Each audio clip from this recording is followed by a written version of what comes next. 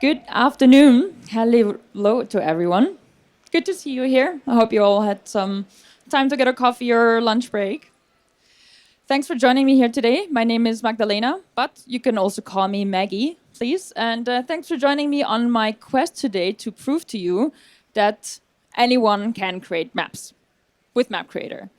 This is not just our company motto because we think it sounds nice, but it's our motto because we really think it's true, and we're going to find that out together, I would say. We're going to spend the next couple of minutes creating some maps together that can be published on air, that can be used as interactive embeds, that can be used as map videos. Now, if you think of maps, what's one of the associations that comes to your mind? Sorry? Google. Yes, I was actually expecting that someone would say that, so thanks for that. Fair enough, but let me point you maybe in a other direction. With Mapcreator, you can create maps that look like this one here. That's used live on air. In this case, this was used as a background map from RSI. They're based in Switzerland. With Mapcreator, you can also create interactive embeds that are used live on air for coverage for election maps. This project we did together with TVA that is based in Canada for the 2020 presidential election. We're going to do it again next year. But with Mapcreator, you can also create maps like this one here, map videos. And this is exactly what we're going to be focusing on in the next couple of minutes. I'm not going to dwell too much on who Mapcreator is, where we're from. For that, afterwards, feel free to join us in this booth over there. We can all wave at my colleagues awkwardly right now. Because for now, what I'm going to be doing, I'm going to be stopping my prepared slides, and we're going to do a live demo together and create some cool maps together.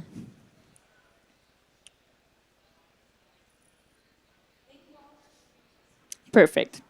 So we are already looking at the Mapcreator interface, and we can now look for a spot in the world based on any latest news happenings and then make a map of this area. So I think we all heard of the tragic incident just a couple of days ago of a Sweet 16 birthday in Dadeville, Alabama. Now, I'm from Austria. I have no idea where Dadeville, Alabama is. So I'm going to use the search function that we have up here, and I can just type that in, look for it, and the tool will take us right there. Great. Now I can use this plus menu, add elements menu. This one allows you to add all of your annotations on top of the map. That can be icons, it can be text elements, you can draw lines, you can highlight shapes. We're gonna go through all of them in a little bit. Let me give away one quick thing in the beginning. All of the assets, so the icons, the icon sizes, the fonts, the font colors, all that can be based on the brand's identity. So we work together closely with you. You tell us what does your style guide look like, and the Mapcreator design team makes sure that all of these assets are implemented already, so you don't lose time in post-production when the map needs to go out fast. So for now, I'm just going to use our Mapcreator default assets, but as I said, in production, you can be using your own assets, of course. So what we could do is I can just drop one of those pins here. This one is right now in the center of Dadeville. If you happen to know where exactly this happened, you can also type in the address or the lat-long coordinates, and the pin will move right there. Then I'm going to add a text box, something that really screams, okay, this is Dadeville. I want this to really stand out, so because we want to get the information across fast. That's what matters. So I'm going to grab that now and type in Dadeville without the typo.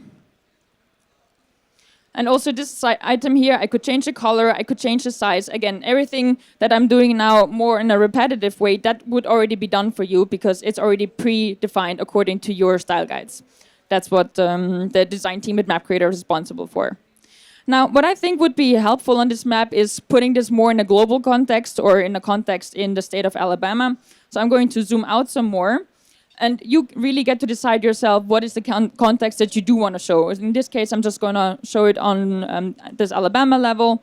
On top of that, I could add something like an inset map. An inset map is a mini map that shows us, in this case, in a state of the US, where are we? And that way it just makes it a little bit more understandable of where we are around. Now, this map took roughly 2 minutes, so quite suitable for breaking news, I would say. So let's move over here to the export menu. And if you want to download this map right now, just hit this button. You can download SVG files. If you do want to bring it into Adobe-like programs, then you can actually do that. They're fully compatible with that. And all of the layers, you can still do some additional edits to them. And everything that's here within my defined box will be downloaded in what you see is what you get way. Let's just give it a couple of seconds, and then it will be downloaded as a file onto my computer, which I can now view here in the browser. Now, this exact same map can also be embedded online if you want to. You can download as a piece of an iframe, and then it will just also, of course, responsively adapt if you're viewing it on a tablet, if you're viewing it on a phone, or if you're a desktop user. I'm not going to focus too much on that right now. I'm going to move over to our video editor. That's this button down here. And I'm going to define now a sequence of keyframes that would allow me to, for example, show on a level of the United States where we are. And then I want to create a cool zoom-in behavior that goes closer to Dadeville, Alabama. So for this, I'm going to deactivate this inset map. I don't think it's necessary for this one. But what I will do is I'm going to activate our globe view and just zoom out a little bit more so we can get this cool zoom behavior starting on this globe level that afterwards allows us to zoom closer to Alabama. So I will use this menu here on the bottom left. This is where you can define which sequence you would like to define. So I press here on this button. It gives me a couple of additional settings. I can define how long it should linger on this keyframe before it starts zooming into the area. And then I can already go a little bit closer to Dadeville, define this as a second keyframe. And if we want to, I can already hit this play button here and show this first part of the animation. So this is now the first sequence that we created. So if you just needed a very simple video that can support the news anchor that's telling the story on where Dadeville, Alabama is, then you can already download this, for example, as an MP4 file, and it's ready to be published. But of course, we can continue to build the story. Say throughout the day, there's more information available, what happened, what's the story behind, and then we can continue on this project and add more details to it. So for example, if I also want to make sure that Alabama really stands out on this map, I feel like right now compared to the rest of the look and feel of the map, it's not really clearly visible where is those state boundaries. So what I can do here is I can make it stand out by adding it as an additional shape on top of my map. I can then give it a certain color, of course. I'm not going to choose white. I'm going to choose something that stands out some more, maybe not all too aggressively. So all of these color editors are available here on the right-hand side.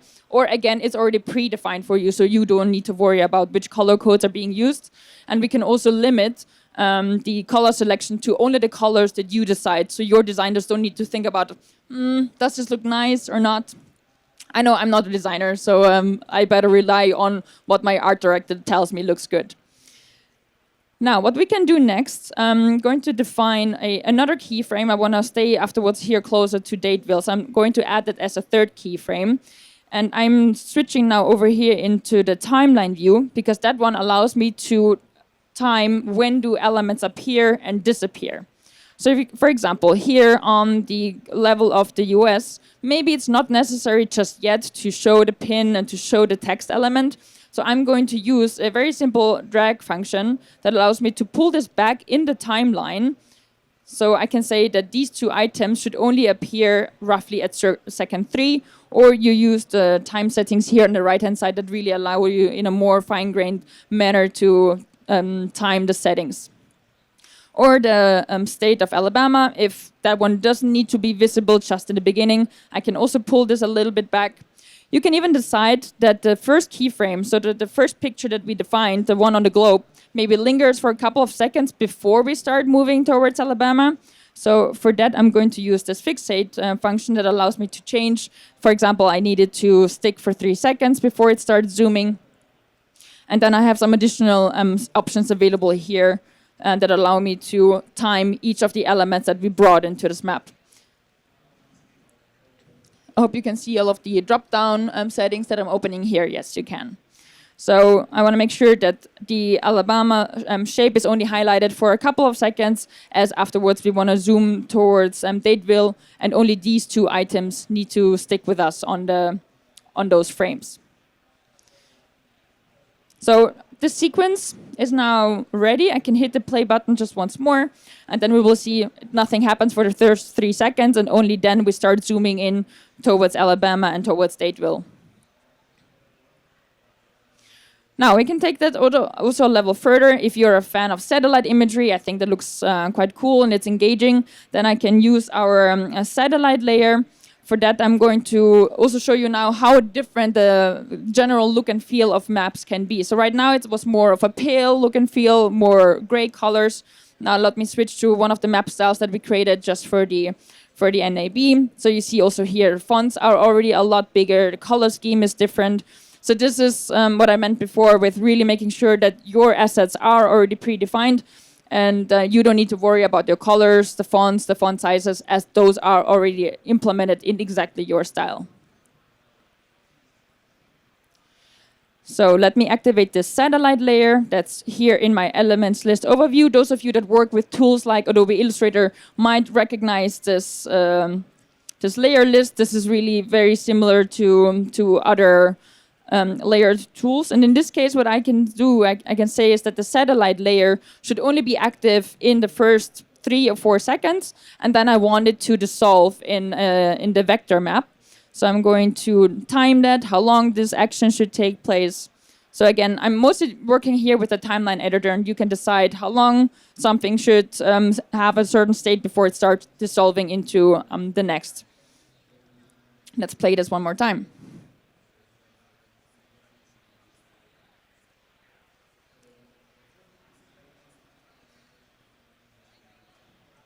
Gonna pull it up a little bit longer.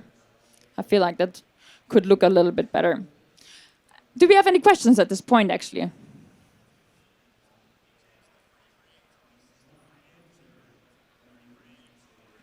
Yeah, let me repeat the question so everyone understood it.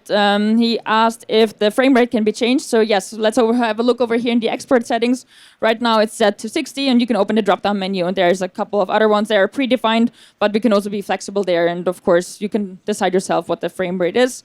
Same goes with the width and with the height. We also have additional support tools that allow you to, for example, consider the lower thirds, the upper thirds. So for that, we have a grid feature. I can activate that. It overlays it as an additional shape, and then you can make sure that nothing is visible above or below the important area. Did we have another question in the meantime? All right, and I just wanted to show you. Sorry, was there something?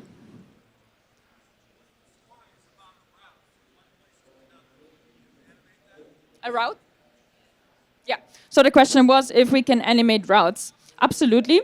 So for that, I would suggest I'm going to start off with a new project. And let me also show you with that of course, all of the maps that you ever have created are stored in your archive. And this archive can also be shared with your team.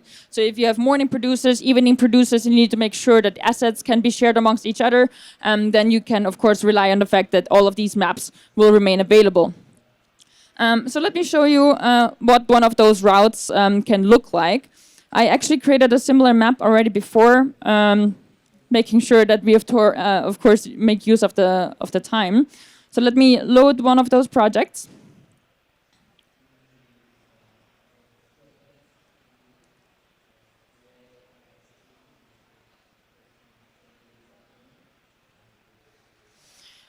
All right, so I had a GPX file, but you can also have GeoJSON files, KML files. And then the idea is that you are defining the sequence, of course, of the places where this route is going to. In this case, you can see it, I think, vaguely highlighted on top of the satellite backdrop. And then an important setting that you need to use is the growing feature of the line. So if this one here is set to growing, it means it will take as much time as you have defined, and it will map it out nicely along the route. And what I can do right now is I just hit the play button, and then you will see that it starts drawing the line, and then according to the keyframes that you have set before, it will make sure it really nicely follows that.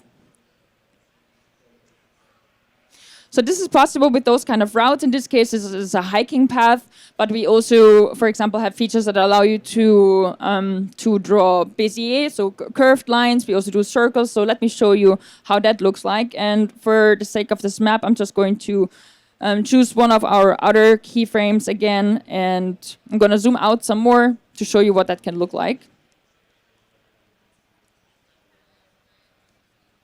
So say, for example, I flew in from San Francisco to Las Vegas before I came here, so I'm going to use now the lines tool. I switch here to the Bézier option. I can even search for those locations, so I can say San Francisco.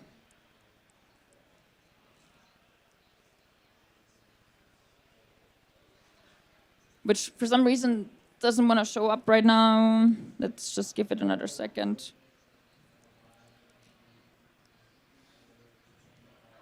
This is, of course, a very nice demo effect.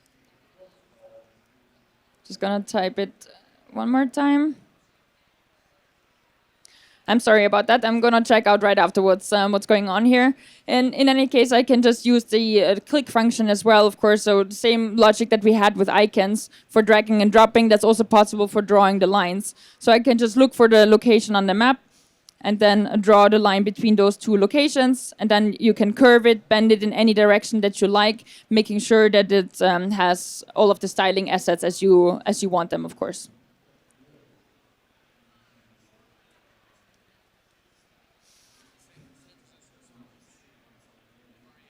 So maybe that's why. So it was just my spelling. That was the issue here. Then I wanted to show you a couple of more features that we do, especially for newsrooms. Again, when it comes to the breaking news reporting, you want to be fast. You want to make sure you don't spend time, waste time on research. We have additional data layers that we plug in from third-party sources such as NOAA or USGS that we use to show earthquake data, hurricanes, and wildfires. Now, for this, I'm just going to start off with one more new map. I think we have time for that.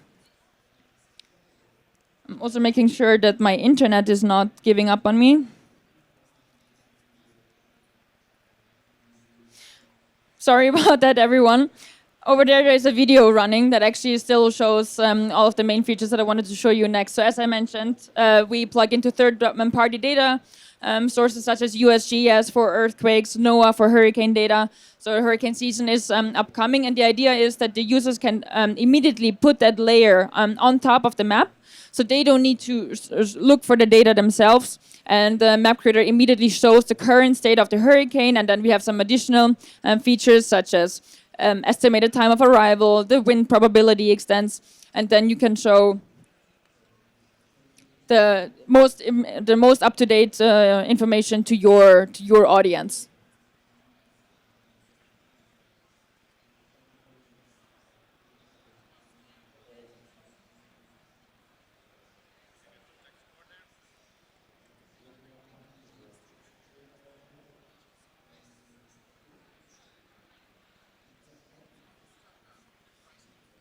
Yeah, let's talk about pricing real quick. So generally, pricing depends on team size and what ways of publishing you're looking like. But generally, we do subscription models, either monthly or on a yearly level. And at the moment, the monthly level starts on $500 $500 on a month. Gives you access for a couple of team members, but that number can either go up or go down depending on how big your team is. Did we have more questions?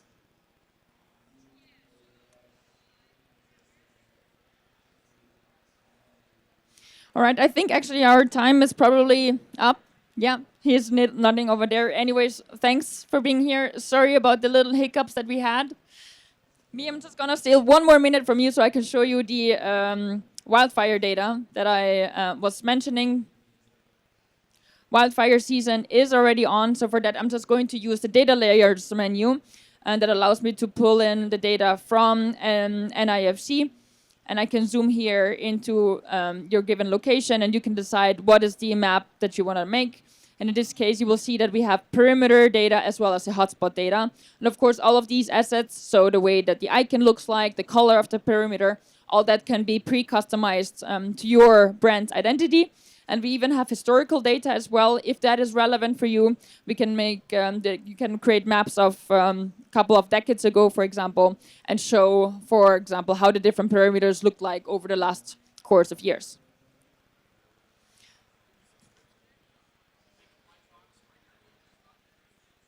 Yes, so the question was whether we can make a white box, making sure that the logo can be put there. Yes.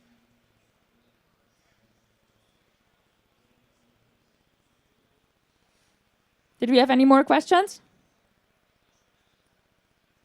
All right, so as I mentioned, we are right over here. If you want to talk some more about Mapcreator, we would be happy to see you. We have some cool swag as well. So thanks for your time. Again, sorry for the hiccups. And then thanks for being with me.